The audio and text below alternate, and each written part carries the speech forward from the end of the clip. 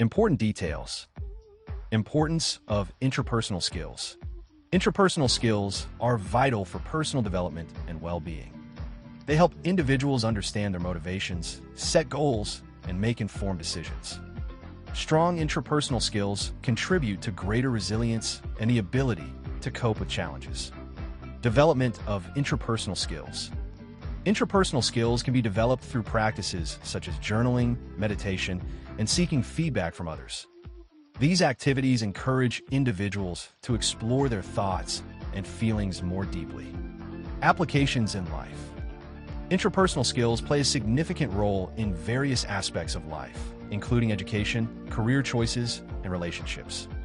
For example, a person with strong intrapersonal skills may be better at setting personal goals and staying motivated to achieve them. Examples to illustrate intrapersonal. 1. Self-awareness example. A student realizes that they perform best when they study in the morning rather than at night. This awareness helps them create a study schedule that aligns with their peak performance times. 2. Self-reflection example. After a challenging group project, a student reflects on their contributions and realizes they need to communicate more effectively with teammates. They use this insight to improve their teamwork skills in future projects. 3. Emotional regulation example. When faced with stress during exam week, a student feels overwhelmed. Instead of panicking, they take a few minutes to practice deep breathing and remind themselves that they have prepared well. This helps them approach their studies with a clearer mind. Summary. Intrapersonal refers to the internal processes of an individual, including self-awareness, self-reflection, and emotional regulation. These intrapersonal skills are essential for personal growth, decision-making, and managing emotions effectively. By developing these skills, individuals can better understand themselves, cope with challenges, and achieve their goals, leading to a more fulfilling and balanced life. Cross-transactions, a simple explanation. What are cross-transactions?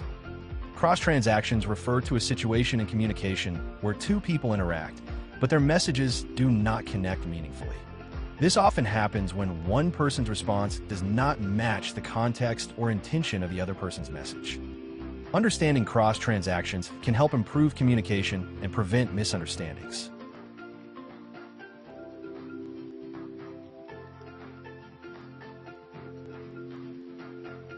One, communication models. Communication can be understood through models that describe how messages are sent and received. In a typical interaction, one person sends a message and the other person receives it. A cross-transaction occurs when the response from the receiver does not align with the sender's message. 2. Transactional analysis. The concept of cross-transactions comes from transactional analysis, a psychological theory developed by Eric Berne. This theory categorizes communication into 3 ego states: parent, adult, and child. Each state influences how people communicate with each other. Cross-transactions usually happen when someone responds from a different ego state than the one intended. 3. Misunderstandings. Cross-transactions can lead to misunderstandings, frustration, or conflict. When responses do not match the context, it can confuse the conversation and create tension between the individuals involved. Important details. Examples of ego states. Parent state. This state reflects authority, guidance, or nurturing behavior. For example, a teacher giving instructions. Adult state. This state is logical, rational, and focused on problem solving. For instance, discussing facts and making decisions. Child state. This state is emotional and can be playful or rebellious. For example, a student expressing frustration or excitement. Causes of cross-transactions. Cross-transactions often occur due to misinterpretation of messages, emotional responses, or a lack of clarity.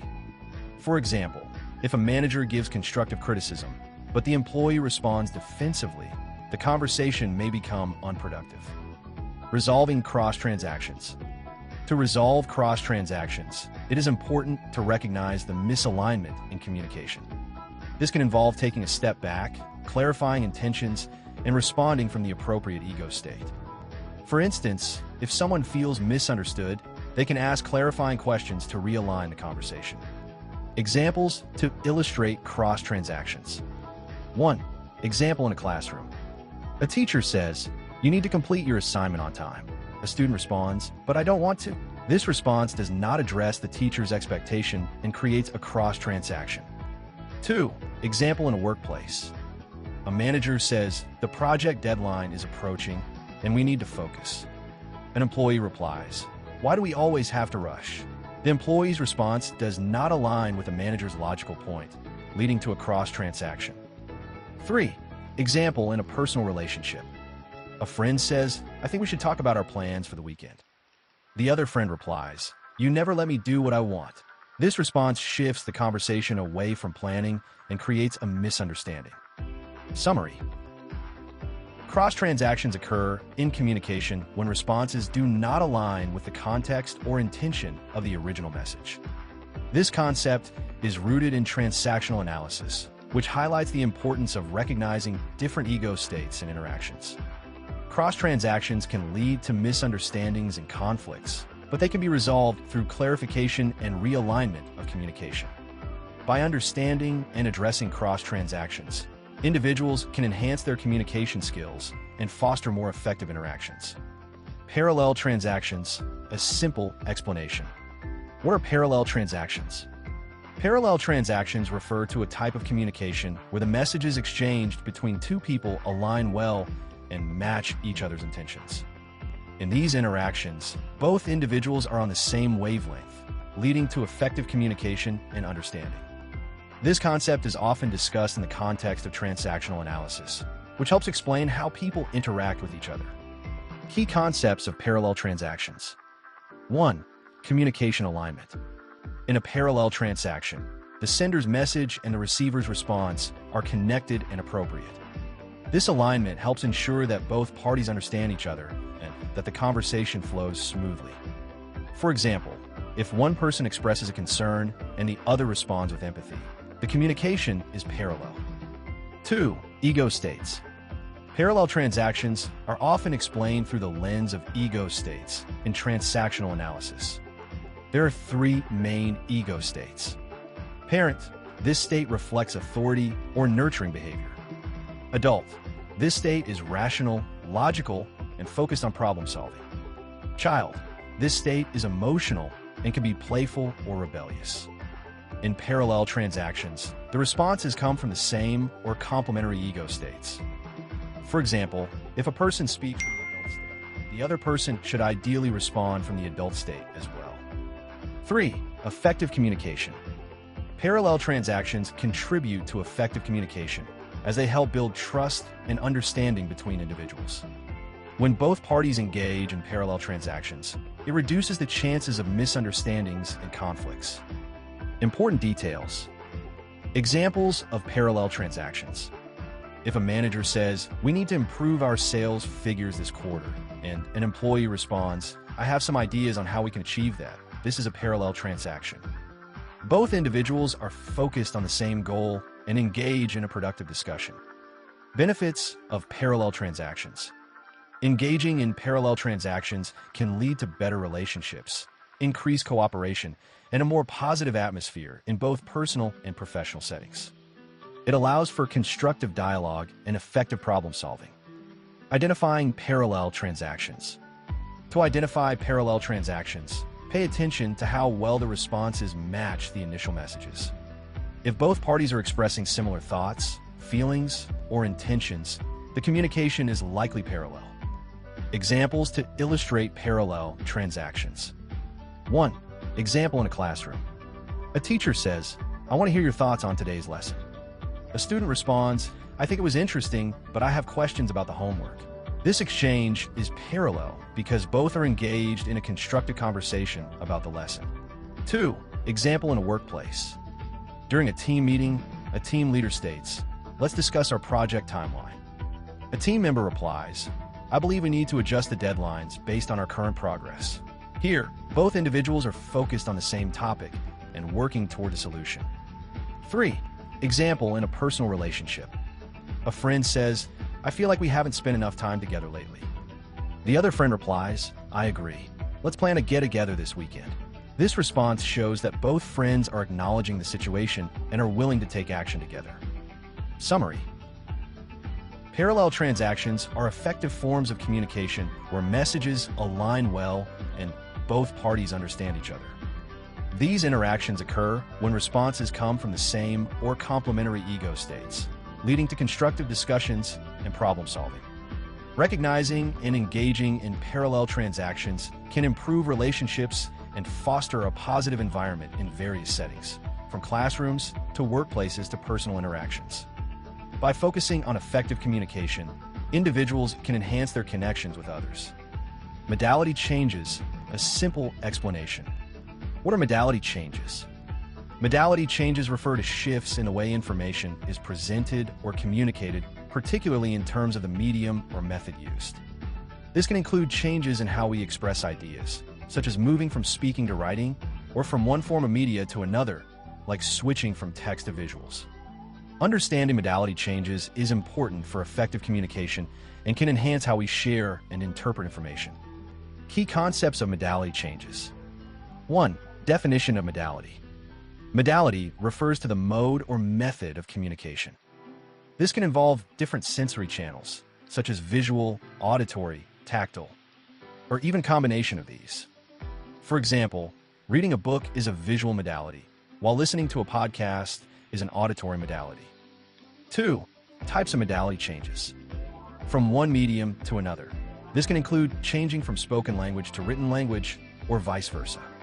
For example, a teacher might explain a concept verbally in class and then provide written notes for students to review later. Using different formats. This involves changing the format of information, such as shifting from a text document to a video presentation or using slides in presentation. For instance, a student might create a PowerPoint presentation instead of writing a traditional essay. 3. Purpose of modality changes. The purpose of changing modalities is often to make information more accessible, engaging, or understandable. Different audiences may respond better to different modalities, and using a variety of methods can help reinforce learning and comprehension. Important details. Benefits of modality changes. Enhanced understanding. Presenting information in multiple ways can help reinforce concepts and make them easier to understand. For example, a diagram can clarify a complex process that is hard to grasp through text alone. Engagement. Different modalities can keep the audience more engaged. For instance, combining videos, images, and discussions can make a lesson more interactive and enjoyable. Challenges of modality changes. Consistency. When changing modalities, it's important to ensure that the core message remains consistent. If the message is altered too much during the change, it can lead to confusion. Technical issues.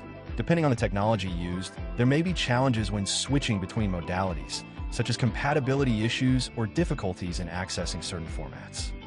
Examples to illustrate modality changes. 1. Classroom example. A science teacher explains the process of photosynthesis using a verbal lecture. Later, to reinforce the concept, the teacher shows a video that visually demonstrates the process, followed by a written summary for students to read. This change from verbal to visual to written helps cater to different learning styles. 2. Workplace example. In a business meeting, a manager discusses new marketing strategies verbally.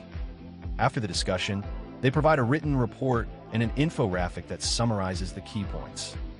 This modality change ensures that all team members can review the information in a way that suits them best. 3. Personal example. A person might tell a story about their vacation to friends during a gathering. Later, they might share photos on social media to give others a better sense of their experiences. This approach makes the story more engaging and allows others to connect with the experiences visually. Summary. Modality changes involve shifting the way information is presented or communicated, such as changing from spoken to written language or from one format to another.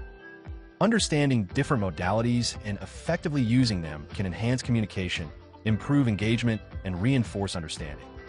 By employing various methods, individuals can cater to different preferences and make their messages clearer and more impactful. Outcome research, a simple explanation.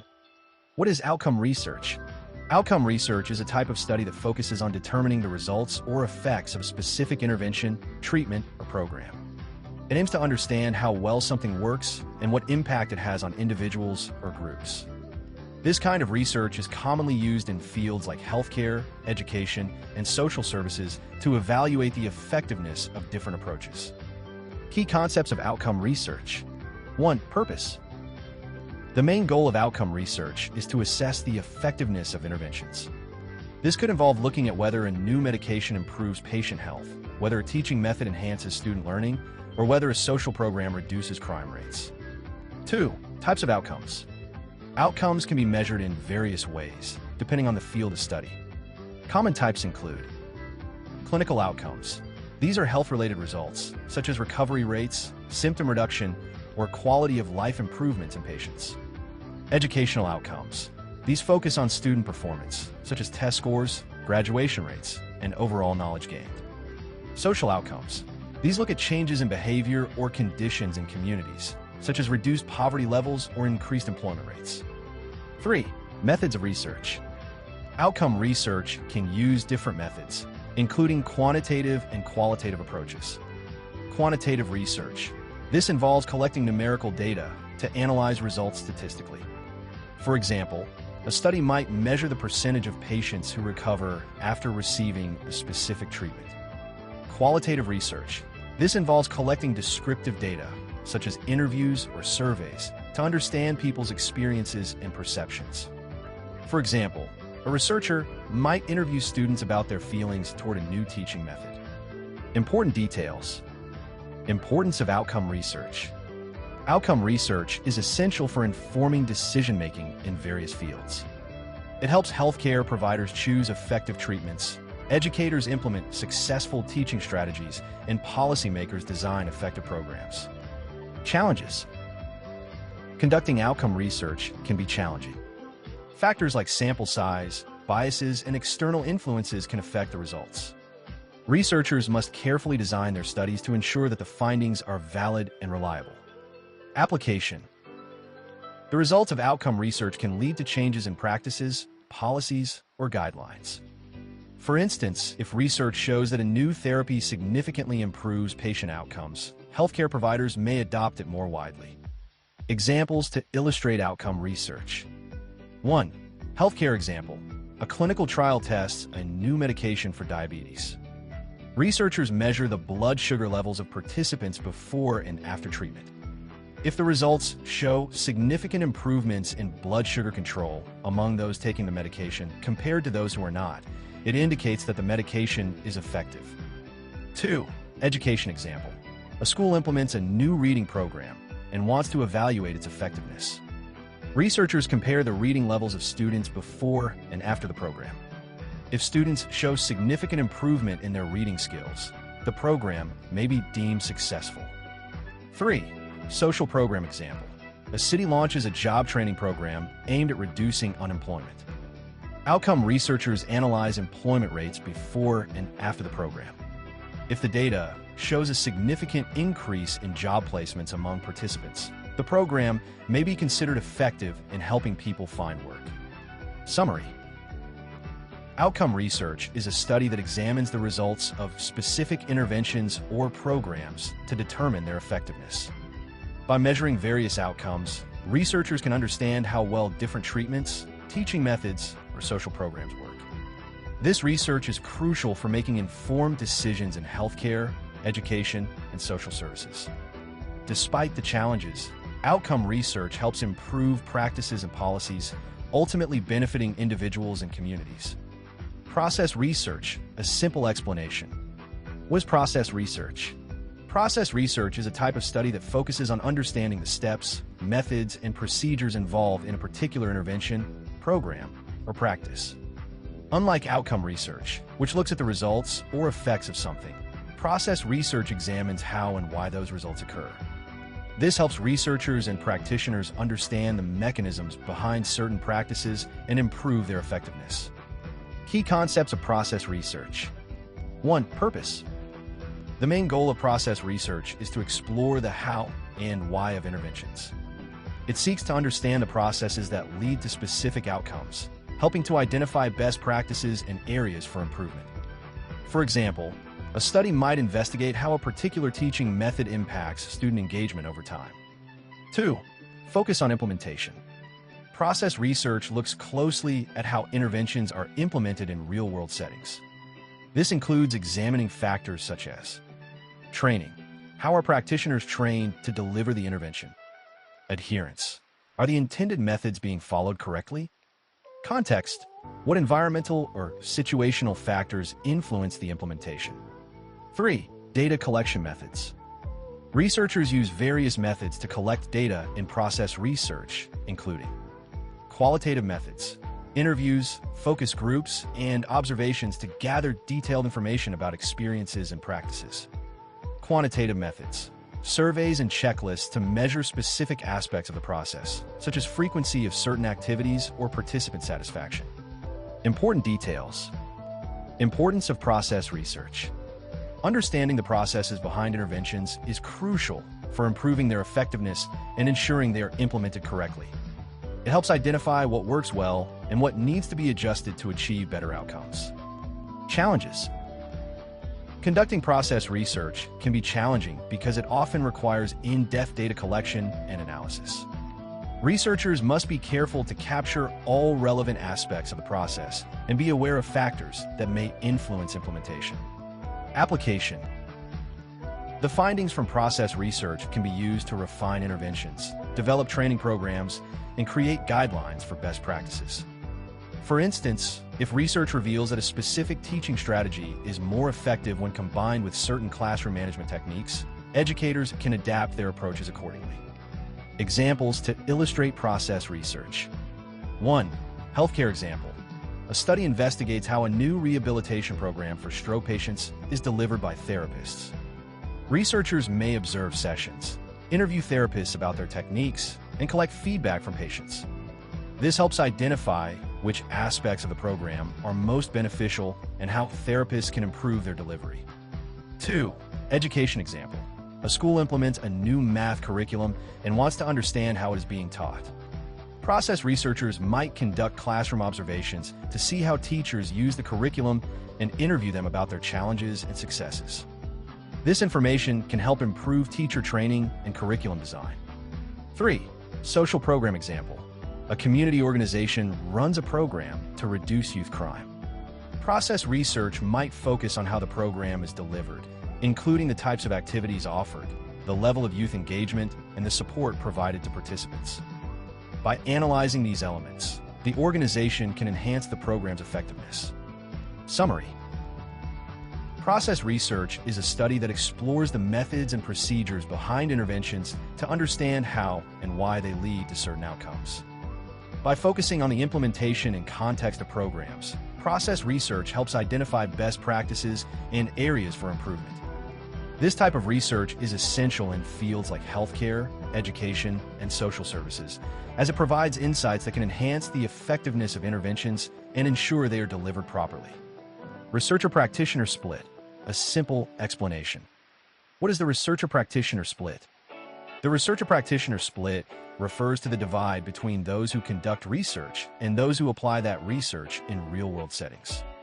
This concept highlights the differences in perspectives, goals, and practices between these two groups, often leading to challenges in effectively translating research findings into practical applications. Key concepts of the researcher-practitioner split. 1. Definitions. Researchers, these individuals, often academics or scientists, focus on studying theories, gathering data, and analyzing information. Their goal is to generate new knowledge and understand complex issues through systematic investigation. Practitioners, these are professionals who apply knowledge and skills in real-world settings, such as teachers, social workers, and healthcare providers. Their primary aim is to implement effective practices to help individuals or communities based on existing knowledge. 2. Differences in focus.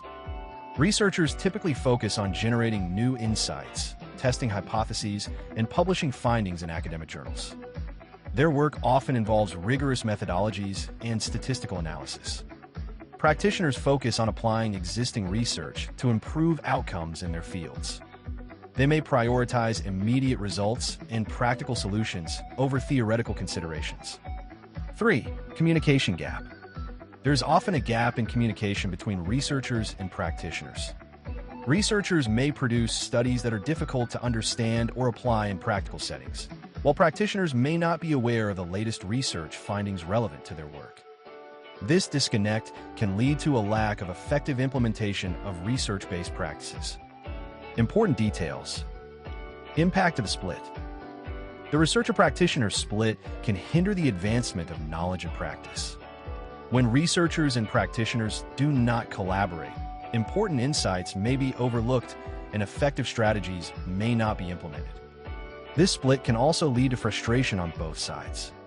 Researchers may feel their work is not making a difference, while practitioners may struggle to find evidence-based practices that fit their needs. Bridging the gap. Efforts to bridge the researcher-practitioner split include creating partnerships between researchers and practitioners, engaging in collaborative research projects, and developing more accessible ways to share research findings. Training programs that emphasize the importance of evidence-based practice can also help. Examples to illustrate the researcher-practitioner split. 1. Education example. A researcher studies the effectiveness of a new teaching method and publishes their findings in an academic journal. However, teachers may not read the journal or may find the research too complex to apply in their classrooms. As a result, the new method might not be adopted, even if it has the potential to improve student learning. 2. Healthcare example. A medical researcher discovers a new treatment for a disease and publishes the results. However, doctors in the field may not be aware of this new treatment or may find it difficult to implement due to constraints in their practice, such as time or resources. This can lead to delays in improving patient care. 3. Social work example. A social work researcher conducts a study on the effectiveness of a new intervention for at-risk youth. While the findings are promising, social workers in the field may lack access to the research or training on how to implement the intervention, resulting in missed opportunities to help those in need. Summary. The researcher-practitioner split refers to the divide between researchers, who focus on generating knowledge, and practitioners, who apply that knowledge in real-world settings. This split can create challenges in translating research findings into practical applications, leading to missed opportunities for improvement. Bridging this gap through collaboration and effective communication is essential for enhancing practice and ensuring that research benefits those who need it the most. Therapeutic skills, a simple explanation. What are therapeutic skills? Therapeutic skills are the abilities and techniques that professionals use to help clients improve their mental, emotional, or physical well-being. These skills are essential for creating a supportive environment where clients feel safe to express their feelings, explore their thoughts, and work toward positive change. Therapeutic skills are commonly used by counselors, therapists, social workers, and other helping professionals. Key concepts of therapeutic skills. 1. Empathy. Empathy is the ability to understand and share the feelings of another person. It involves putting yourself in someone else's shoes and responding to their emotions with care. For example, if a client is upset about losing a job, a therapist might say, "I can see how that would be really hard for you." This helps the client feel understood and supported. 2. Active listening. Active listening is a crucial therapeutic skill where the practitioner fully focuses on what the client is saying. This involves not only hearing the words, but also paying attention to body language and emotions. Techniques include nodding, making eye contact, and summarizing what the client has said to show understanding. For instance, a therapist might say, "So you feel overwhelmed by everything happening in your life right now." 3. Questioning technique. Effective questioning helps clients explore their thoughts and feelings more deeply. Open-ended questions, which cannot be answered with a simple yes or no, encourage clients to share more about their experiences. For example, instead of asking, "Are you sad?" a therapist might ask, "What has been troubling you lately?" 4. Building rapport. Rapport is the connection and trust established between the therapist and the client. Building rapport involves creating a safe and non-judgmental space where clients feel comfortable discussing their issues. This can be done through warmth, respect, and genuine interest in the client's well-being. 5. Problem-solving skills. Therapists often help clients develop problem-solving skills to address their challenges. This can involve guiding clients to identify their problems, brainstorm possible solutions, and evaluate the outcomes of those solutions. For example, a therapist might help a client create a plan to manage stress by breaking it down into smaller, manageable steps. Important details. Importance of therapeutic skills. Therapeutic skills are vital for effective counseling and therapy. They create a supportive environment that encourages clients to open up and work through their challenges, leading to personal growth and positive change. Training and development. Many therapeutic skills can be developed through education and practice. Professionals often undergo training in counseling techniques and engage in supervision to refine their skills. Continuous learning is essential to stay effective in helping clients. Cultural sensitivity. It's important for practitioners to be aware of cultural differences that may influence how clients express themselves and respond to therapy. Cultural sensitivity helps therapists tailor their approaches to meet the unique needs of each client. Examples to illustrate therapeutic skills. 1. Empathy example. A therapist listens to a client talk about their struggles with anxiety. Instead of dismissing the client's feelings, the therapist reflects back, saying, "It sounds like you're feeling really anxious about the future, and that's completely understandable." 2. Active listening example. During a session, a client shares a difficult experience. The therapist responds by summarizing, "So what I hear you saying is that you felt isolated during that time and really needed support." This shows the client that their feelings are acknowledged. 3. Questioning techniques example. A therapist asks a client, "What do you think is the main cause of your stress?" This open-ended question encourages the client to explore their feelings and identify specific stressors in their life. 4. Building rapport example. A social worker greets a new client warmly, using their name and offering a comfortable space to talk. They might say, "I'm glad you're here today. Let's take our time to discuss what's on your mind." 5. Problem-solving skills example. A counselor helps a student who is struggling with time management. They work together to create a weekly schedule that balances schoolwork, activities, and relaxation, allowing the student to feel more in control of their time. Summary. Therapeutic skills are essential abilities that professionals use to support clients in improving their mental and emotional well-being. Key skills include empathy, active listening, effective questioning, building rapport, and problem solving. These skills help create a safe and supportive environment where clients can explore their feelings and work toward positive changes in their lives. By developing and refining these skills, therapists and counselors can enhance their effectiveness and better serve their clients. Preventive mental health skills. A simple explanation. What are preventive mental health skills? Preventive mental health skills are strategies and techniques used to maintain and improve mental well-being before problems arise. These skills help individuals manage stress, build resilience, and promote positive mental health, reducing the risk of developing mental health issues. They can be applied in everyday life to enhance emotional and psychological health. Key concepts of preventive mental health skills. 1. Understanding mental health. Mental health refers to our emotional, psychological, and social well-being. It affects how we think, feel, and act. Just like physical health, mental health can fluctuate, and practicing preventive skills helps keep it in balance. 2. Resilience. Resilience is the ability to bounce back from challenges and setbacks. Developing resilience helps individuals cope with stress and adapt to difficult situations. Preventive mental health skills enhance resilience by providing tools to manage emotions and navigate life's ups and downs. 3. Stress management. Stress is a natural response to challenges, but excessive stress can negatively impact mental health. Preventive mental health skills include techniques for managing stress, such as relaxation exercises, time management, and healthy coping strategies. Important details. Key preventive skills. Self-care, taking care of your physical health through regular exercise, a balanced diet, and adequate sleep. Self-care also includes engaging in hobbies and activities that bring joy and relaxation. Mindfulness. Practicing mindfulness involves being present in the moment and paying attention to your thoughts and feelings without judgment. Techniques like meditation, deep breathing, or yoga can help promote mindfulness. Social support. Building and maintaining strong relationships with family, friends, and community members can provide emotional support during tough times. Connecting with others can help reduce feelings of isolation and promote well-being. Problem-solving skills. Developing effective problem-solving skills allows individuals to address challenges proactively. This includes identifying problems, brainstorming solutions, and evaluating outcomes. Importance of preventive skills.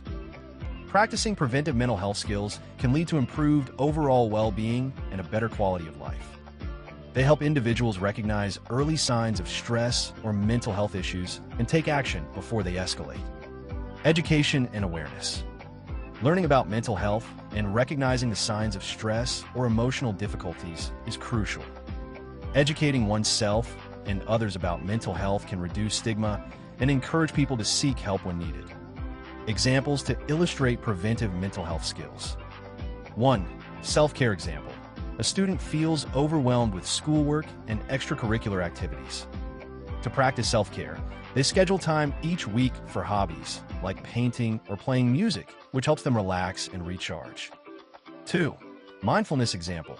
To manage anxiety before exams, a student practices mindfulness by taking 5 minutes each day to sit quietly, focus on their breathing, and let go of racing thoughts. This helps them feel calmer and more centered. 3. Social support example. A young adult is facing challenges at work. They reach out to a close friend to talk about their feelings. This conversation helps them gain perspective and feel supported, reducing their stress. 4. Problem-solving skills example. A person encounters a conflict with a coworker. Instead of avoiding the issue, they use problem-solving skills to identify the problem, discuss it with the coworker, and work together to find a solution, improving their working relationship. Summary. Preventive mental health skills are strategies that help individuals maintain and improve their mental well-being before problems arise. Key skills include self-care, mindfulness, building social support, and developing problem-solving abilities. By practicing these skills, individuals can enhance resilience, manage stress, and promote positive mental health, leading to a better quality of life and reduced risk of mental health issues. Life skills trainers, a simple explanation. We're life skills trainers. Life skills trainers are professionals who teach individuals essential skills needed to navigate everyday life successfully. These skills help people manage their personal, social, and professional challenges more effectively. Life skills training can cover a wide range of topics, including communication, problem-solving, decision-making, and emotional intelligence. Key concepts of life skills training. 1. Definition of life skills. Life skills are abilities that enable individuals to handle everyday tasks and challenges. They include both practical skills and interpersonal skills. 2. Roles of life skills trainers. Life skills trainers help individuals learn and practice these skills through workshops, classes, and one-on-one coaching. Their goal is to empower people to become more confident and capable in their daily lives. 3. Training areas. Life skills training can cover various areas, such as communication skills, teaching individuals how to express themselves clearly, listen actively, and engage in meaningful conversations. Problem solving and decision making, helping individuals learn how to identify problems, weigh options, and make informed choices. Emotional intelligence, teaching skills to recognize, understand, and manage emotions, as well as empathize with others. Time management, offering strategies to prioritize tasks, set goals, and manage time effectively. Important details. Importance of life skills training. Life skills training is crucial for personal development and success in various aspects of life. These skills can improve relationships, enhance job performance, and increase overall well-being. Learning life skills helps individuals become more independent, confident, and better prepared to handle challenges. Target audience. Life skills trainers work with diverse groups, including children, teenagers, adults, and specific populations like those in recovery programs, refugees, or individuals with disabilities. Each group may have different needs and goals for their training. Methods of training. Trainers use various teaching methods, such as interactive workshops, role-playing, group discussions, and hands-on activities to engage participants and reinforce learning. Examples to illustrate life skills trainers. 1. Communication skills training. A life skills trainer conducts a workshop for high school students, teaching them how to communicate effectively in job interviews. They practice answering common interview questions and receive feedback on their responses. 2. Problem-solving training. A trainer leads a session for young adults on decision-making. Participants are presented with real-life scenarios and work in groups to discuss and evaluate possible solutions. 3. Time management training. A life skills trainer helps college students develop time management skills by teaching them how to create schedules, set priorities, and break down large projects into manageable tasks. They might use tools like planners or digital apps to help with organization. 4. Emotional intelligence training. A trainer runs a program for employees at a company to enhance emotional intelligence. They engage participants in activities that help them identify their emotions, understand triggers, and practice empathy in workplace. Interactions. Summary. Life skills trainers are professionals who teach essential skills that help individuals manage their daily lives more effectively. They focus on areas like communication, problem-solving, emotional intelligence, and time management. By providing practical training and support, life skills trainers empower people to become more confident and capable, improving their personal and professional lives. These skills are vital for navigating challenges and achieving success in various aspects of life.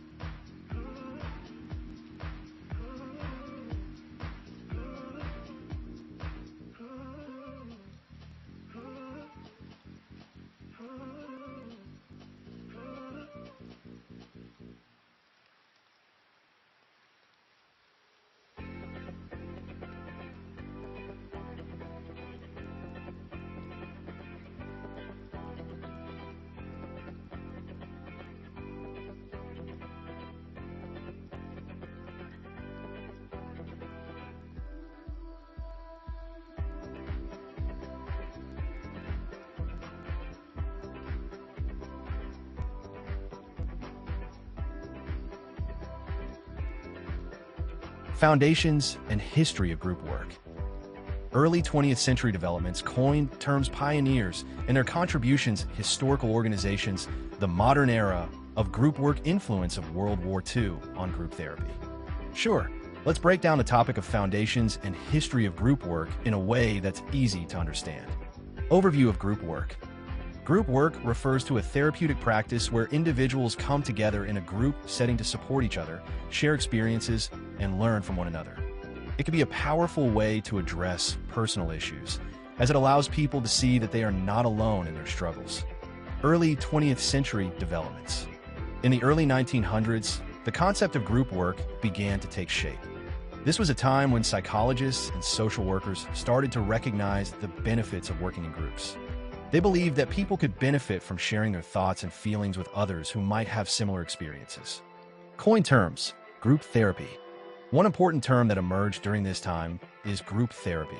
This refers to a therapeutic approach where a trained therapist leads a group of people who come together to discuss their problems or experiences. In group therapy, members can gain insights, receive support, and learn new coping strategies. Pioneers and their contributions. Several key figures contributed to the development of group work. Here are some notable pioneers. 1. Frank Parsons, often called the father of guidance. Parsons helped lay the groundwork for group counseling by emphasizing the importance of vocational guidance and the role of education in helping individuals find their career paths. 2. Jacob Moreno. He is known for developing psychodrama, a technique that uses role-playing and drama to explore issues within a group. Moreno believed that acting out feelings could help individuals gain insights into their concerns. 3. Harold Pratt. Pratt contributed to the understanding of group dynamics and how individuals interact within a group. His work helped to establish the importance of group cohesion and the therapeutic relationship among members. 4. Sigmund Freud. Although primarily known for individual therapy, Freud's ideas about the unconscious mind and interpersonal relationships influenced the way therapists viewed group interactions. 5. Samuel Slavson. He was instrumental in the development of group therapy techniques and focused on how group members could support each other's emotional growth. 6. Alfred Adler. Adler emphasized the importance of social connections and community in personal development. His ideas about social interest helped shape group therapy's focus on relationships. 7. Fritz Perls. He co-founded Gestalt therapy, which focuses on awareness and personal responsibility. His approach was influential in group settings, encouraging participants to express their feelings and experiences in the moment. 8. Charles Davis. Davis contributed to the understanding of how groups can help individuals improve their social skills and emotional well-being through interaction. Historical organizations.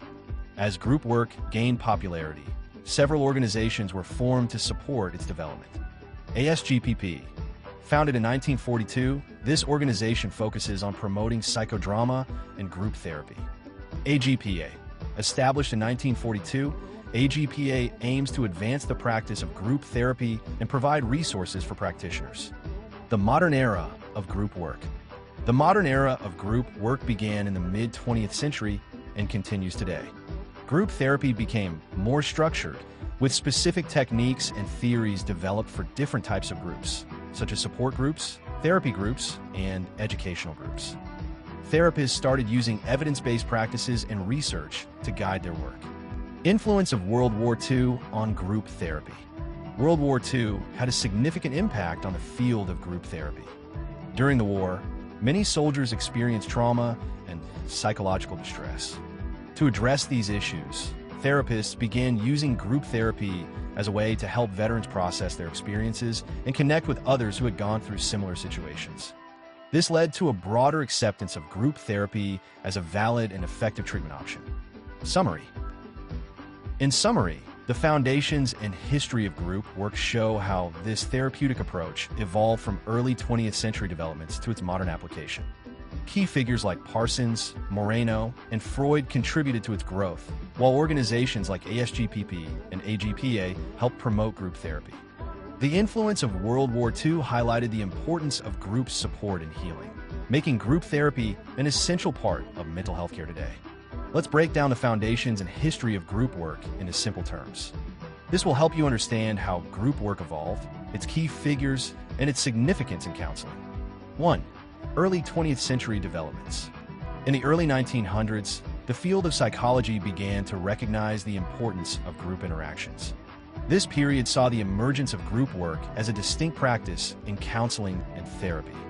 During this time, professionals started to explore how people could benefit from sharing experiences and support within a group setting. Sure, let's break down early 20th century developments in the field of group work in psychology in a clear and straightforward way. Understanding early 20th century developments. In the early 1900s, psychology was starting to grow as a field, and therapists began to look at how people interact with one another.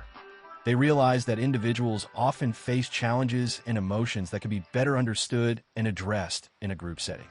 This led to the development of group work as a specific approach in counseling and therapy. Key concepts. 1. Group interactions. This refers to how people behave and communicate when they are together in a group. Therapists started to see that interactions among group members could provide valuable insights into individual behaviors and feelings. 2. Support and sharing. One of the main ideas behind group work is that sharing experiences with others can help individuals feel less isolated. When people talk about their problems in a group, they often find comfort and understanding from others who might have gone through similar situations. This sense of community can be very powerful. 3. Therapeutic benefits. Group therapy can help individuals gain new perspectives on their issues. Hearing how others cope with similar challenges can provide new ideas and encouragement. Additionally, group settings can create a safe space for individuals to express their feelings and learn from one another. Important developments. Influence of early psychologists. Psychologists like Sigmund Freud and Carl Jung were primarily known for their work with individuals, but their ideas about human behavior and relationships laid the groundwork for group therapy. Freud, for example, emphasized the importance of interpersonal relationships, suggesting that understanding our connections with others is vital for mental health. Emergence of group therapy. In the early 20th century, therapists began forming groups where people could come together to discuss their problems. They recognized that individuals could benefit from the support of others in a structured environment, leading to the creation of group therapy as a formal practice. Educational and vocational guidance. During this time, there was also a growing interest in helping people with their career choices and educational paths. The idea was that working together in groups could help individuals explore their options and support each other in making important life decisions. Examples: support groups. Imagine a group of people who have experienced loss coming together to share their feelings. In this setting, each person can express their grief while also receiving comfort and understanding from others who know what they're going through. This kind of support can help individuals heal and feel connected. Therapy groups. Consider a group made up of individuals dealing with anxiety. In these sessions, members can share their experiences, discuss coping strategies, and learn from each other's successes and struggles. This collaborative environment can lead to greater personal growth and improved mental health for everyone involved. Summary. In summary, the early 20th century marked a significant shift in psychology with the recognition of the importance of group interactions in therapy. Professionals began to realize that individuals could gain valuable support, understanding, and insights from sharing their experiences in a group setting. This period laid the foundation for group work as a distinct practice in counseling, which continues to help people connect and grow together today. 2. Coin terms. One of the significant terms that emerged during this time was group therapy. This term refers to a therapeutic approach where a small group of individuals meet regularly to discuss their issues and support each other under the guidance of a trained therapist. The idea was that participants could learn from one another and feel less isolated in their struggles. Let's break down the concept of group therapy in a way that's easy to understand. What is group therapy? Group therapy is a type of counseling where a small group of people meets regularly to talk about their problems and support each other. A trained therapist leads the sessions, guiding the discussion and helping group members share their thoughts and feelings. The main idea is that when people come together, they can learn from one another and feel less alone with their challenges. Key concepts. 1. Small group setting. Group therapy typically involves a small number of participants, usually between 5 to 12 people. This size allows everyone to have a chance to speak and be heard, creating a more intimate and supportive environment. 2. Regular meetings. Groups usually meet on a regular basis, such as weekly or bi-weekly. Consistency helps build trust among group members, which is crucial for effective therapy. 3. Guidance from a therapist. A trained therapist or counselor leads a group. They facilitate discussions, ensure that everyone has a chance to share, and help maintain a safe and respectful atmosphere. The therapist also provides insights and techniques to help members cope with their issues. 4. Shared experiences. One of the main benefits of group therapy is that participants can share their experiences and feelings with others who might be going through similar situations. This can help individuals feel understood and less isolated.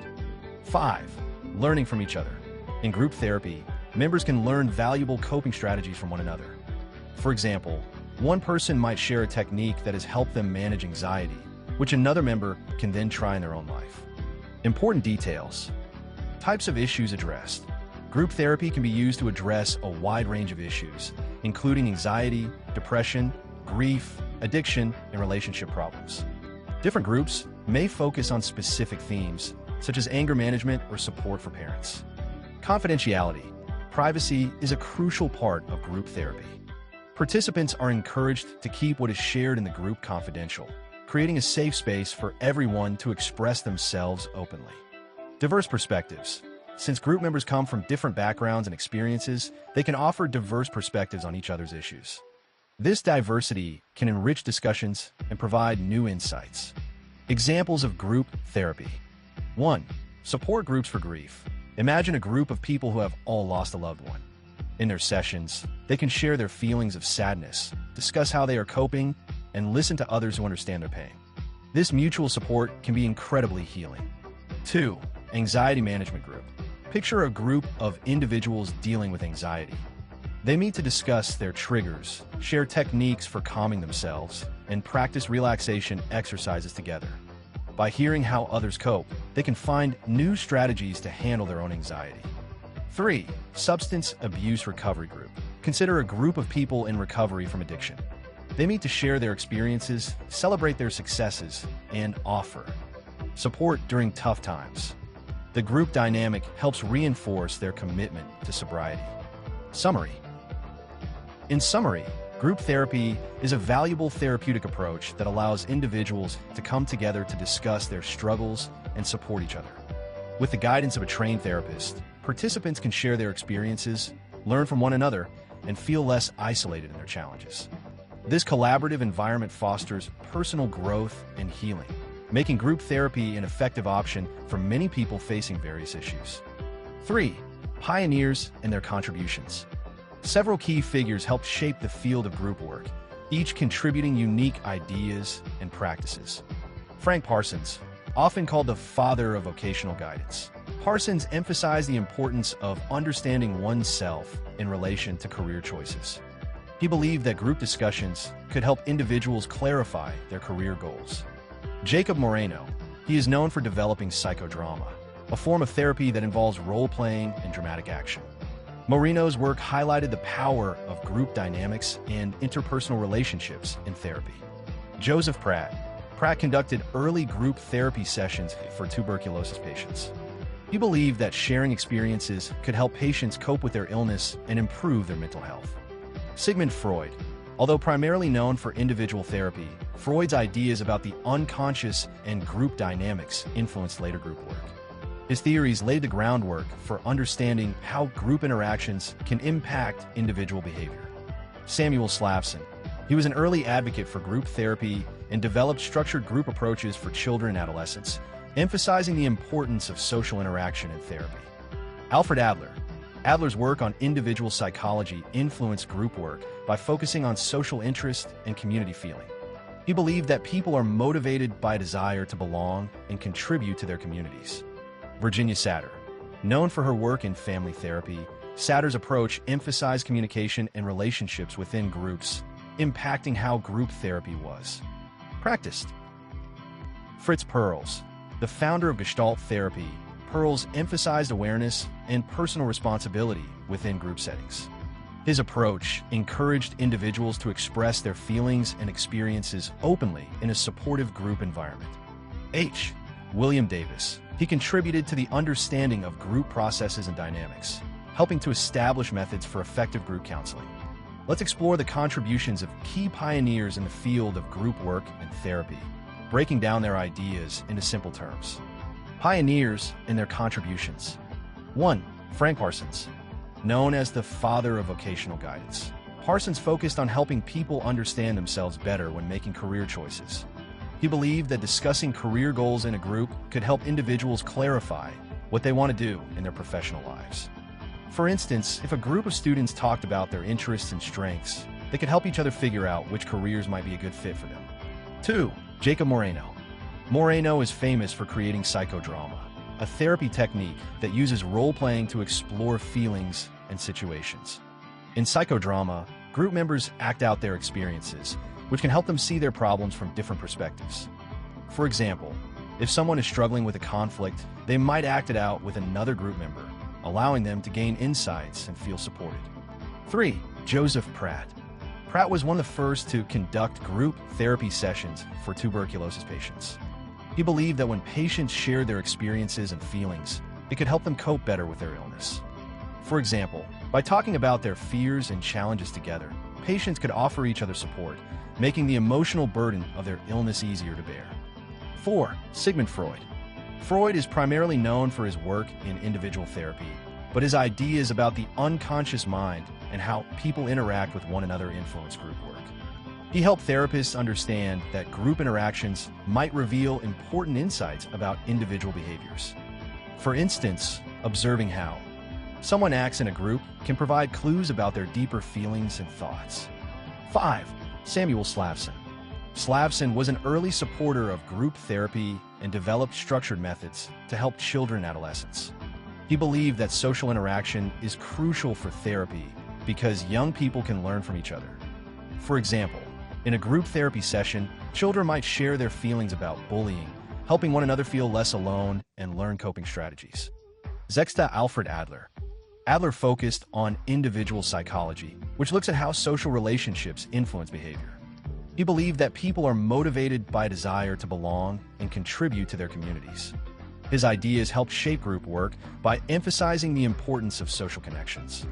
For example, in group therapy, members might discuss how their relationships with others affect their mental health. 7. Virginia Satir. Known for her work in family therapy, Satir emphasized the importance of communication and relationships within groups. She believed that improving communication could lead to healthier interactions among group members.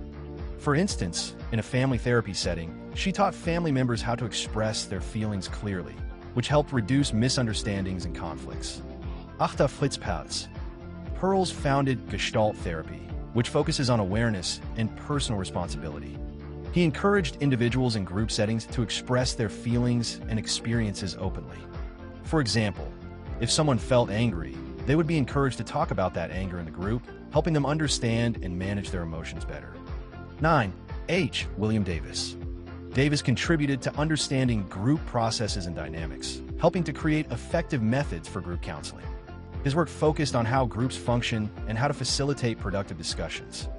For example, he developed strategies for therapists to use in group settings, ensuring that everyone has a chance to speak and feel included. Summary. These pioneers made significant contributions to the field of group work and therapy. From Parsons' focus on career guidance to Moreno's psychodrama, their ideas have shaped how therapists use groups to help individuals. Their work highlights the importance of social interactions, communication, and support in therapy, showing that sharing experiences in a group can lead to healing and personal growth. 4. Historical organizations. Several organizations were established to support the development of group work. ASGPP. Founded in 1942, this organization focuses on the practice and promotion of psychodrama and group therapy. It brings together professionals to share knowledge and advance the field. AGPA. Established in 1942, AGPA is dedicated to the practice of group therapy. It provides resources, training, and networking opportunities for professionals in the field. Let's explore the historical organizations that have been important in supporting the development of group work and therapy, explaining their roles and contributions in simple terms. Historical organizations. ASGPP. Founded 1942 Focus. This organization is dedicated to the practice and promotion of psychodrama and group therapy. Psychodrama is a therapeutic technique where participants act out their feelings and experiences, helping them gain insights and understanding. Purpose. ASGPP aims to bring together professionals, such as therapists and counselors, who are interested in psychodrama and group therapy. The organization provides a platform for these professionals to share their knowledge, techniques, and experiences. By doing so, they help advance the field of group work and improve the quality of therapy offered to clients. Example: ASGPP hosts conferences and workshops where therapists can learn new methods, discuss current research, and network with others in the field. This collaboration helps therapists stay updated on the latest developments in group therapy. 2. AGPA. Founded, also established in 1942. Focus. AGPA is dedicated specifically to the practice of group therapy. It emphasizes the importance of using group settings for therapy to help individuals address their mental health issues. Purpose. This organization provides various resources for professionals in the field, including training programs, educational materials, and networking opportunities. AGPA supports therapists in enhancing their skills and knowledge about group therapy techniques. Example: AGPA offers certification programs for therapists who want to specialize in group therapy. They also organize events where therapists can share their experiences and learn from one another, fostering a sense of community among professionals. Key concepts. Professional development. Both ASGPP and AGPA focus on helping therapists grow in their profession. They provide opportunities for training and education, which are important for improving therapy practices. Networking. These organizations allow therapists to connect with each other. Networking is crucial because it helps professionals share ideas, support one another, and collaborate on research or projects. Advancement of group therapy. By promoting group therapy techniques and psychodrama, These organizations help advance the understanding and effectiveness of group work in mental health treatment. They play a key role in ensuring that new research and methods are shared among professionals. Summary. In summary, the ASGPP and AGPA are two important organizations that were founded in 1942 to support the development of group work and therapy. They focus on promoting psychodrama and group therapy, providing resources, training, and networking opportunities for professionals. By bringing therapists together, these organizations enhance their skills and knowledge, ultimately improving the quality of mental health care for individuals seeking help in group settings. The modern era of group work began in the mid-20th century, marked by increased recognition of the effectiveness of group therapy. This period saw a growth in research and literature on group dynamics and therapeutic techniques. Additionally, group work became more widely accepted in various settings, including schools, hospitals, and community organizations. Modern era of group work in a way that's clear and easy to understand. The modern era of group work. The modern era of group work began in the mid-20th century, around the 1950s and 1960s. This period was significant because it marked a growing recognition of how effective group therapy can be in helping people with their mental health and personal issues. Here are some key points about this era. Key concepts. 1. Increased recognition. During this time, more therapists and professionals began to understand and appreciate the value of group therapy. They saw that individuals could benefit from discussing their challenges in a group setting, where they could receive support from others who had similar experiences. 2. Growth in research and literature. As interest in group therapy grew, researchers started studying group dynamics, how people interact in groups, and developing new therapeutic techniques.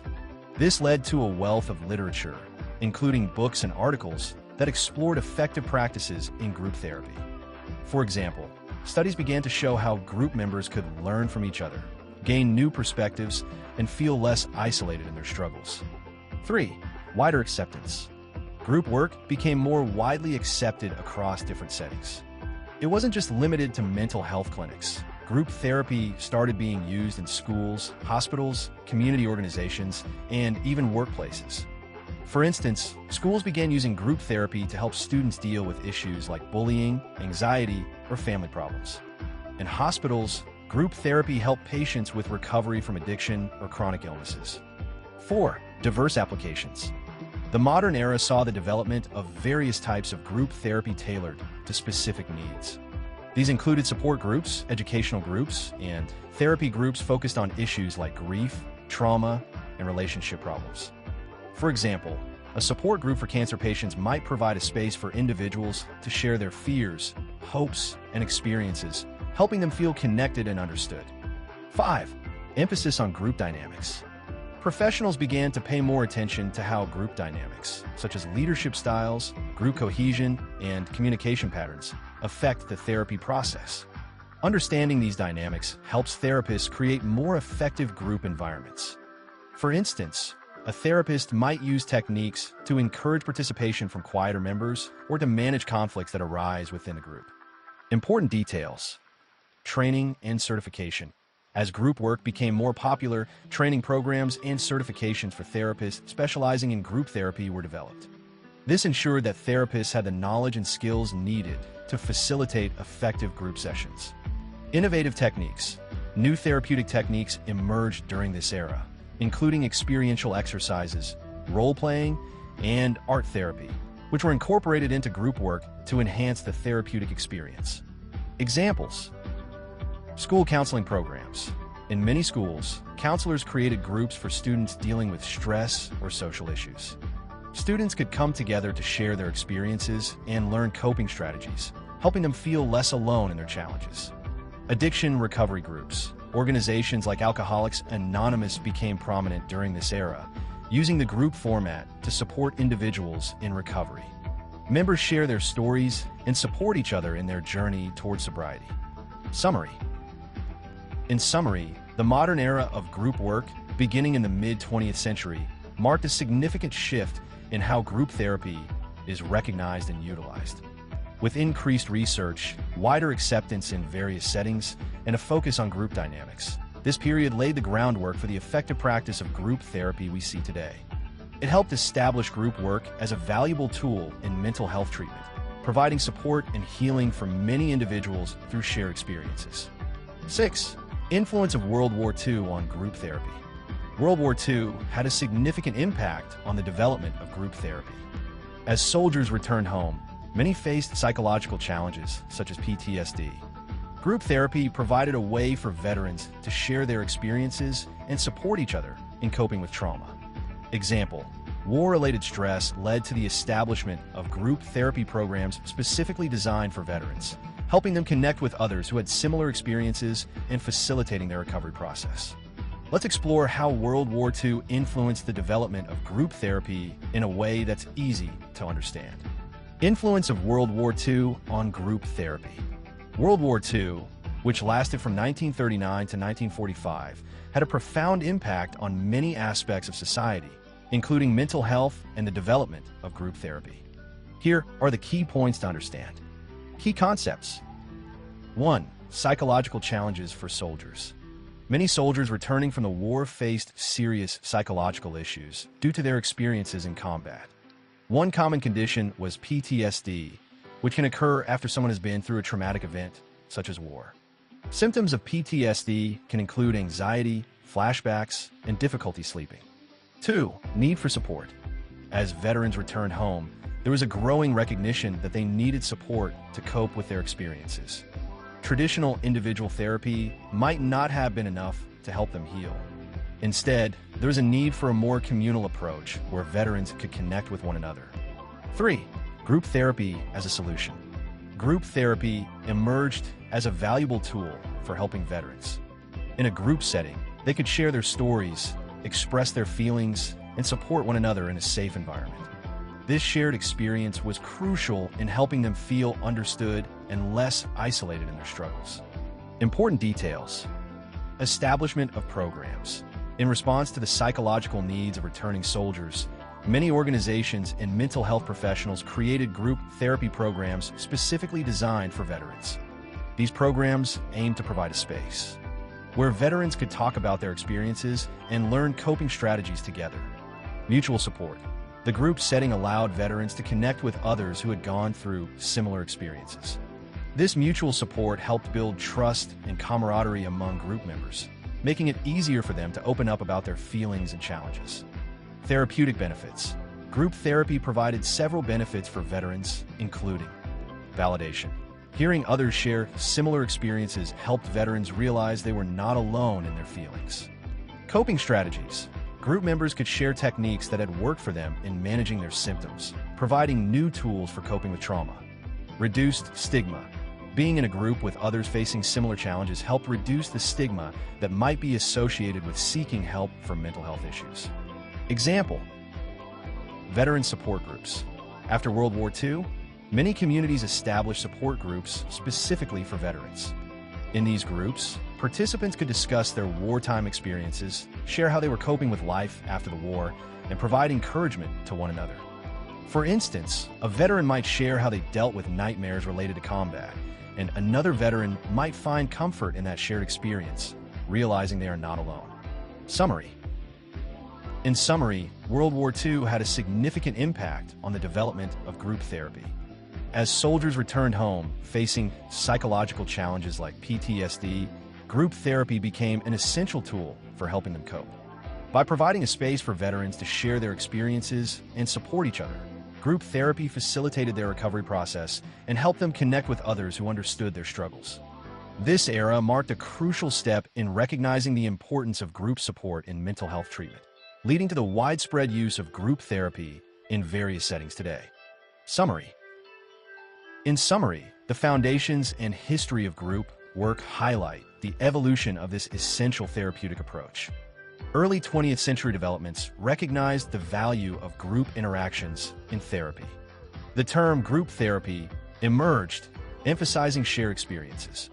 Pioneers like Parsons, Moreno, Pratt, Freud, Slavson, Adler, Davis, and Pearls contributed significantly to the field, each bringing unique perspectives and methods. Historical organizations like ASGPP and AGPA were established to support group work. The modern era saw increased acceptance and research in group therapy practices. World War II influenced the growth of group therapy, providing crucial support for veterans dealing with trauma. Understanding these concepts will help you appreciate the significance of group work in counseling as you prepare for your CPC exam. Let's summarize the foundations and history of group work in a way that's clear and easy to understand, focusing on the evolution of this important therapeutic approach. Foundations and history of group work. 1. Early 20th century developments. In the early 1900s, mental health professionals began to recognize the value of group interactions in therapy. They realized that when people come together to discuss their challenges, they can provide support and insight to one another. This was a significant shift from focusing solely on individual therapy. 2.